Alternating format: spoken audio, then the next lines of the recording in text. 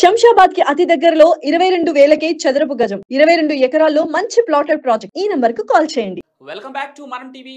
నేను మీ పవన్ బెస్వాడ. తెలుగు రాష్ట్రాల్లో థియేటర్లు బంద్ అనే హెచ్చరికతో ఫిల్మ్ ఛాంబర్ సమావేశం నిర్వహించింది. ఇందులో ఎగ్జిబిటర్లు, డిస్ట్రిబ్యూటర్లతో సంయుక్త సమావేశాన్ని నిర్వహించారు నిర్మాతలు.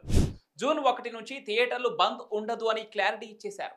అలాగే 3 సెక్టార్ల నుంచి ఒక కమిటీ వేస్తున్నారని, నిర్ణీత సమయంలోగా ఈ సమస్యలను పరిష్కరిస్తామని ఫిల్మ్ ఛాంబర్ దామోదర్ ప్రసాద్ తెలిపారు.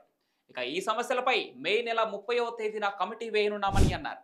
ఈసీ సమావేశంలో కమిటీ ఎవరనేది నిర్ణయిస్తామని, థియేటర్ల బంద్పై ప్రచారాన్ని ఎవరూ నమ్మొద్దని స్పష్టం చేశారు. ఇక దీనికి సంబంధించి అందరికీ ఆమోదయోగ్యమైన నిర్ణయమే తీసుకుంటామని వెల్లడించారు. ఇండస్ట్రీ కోసం కలిసి పనిచేయాలని అన్నారు.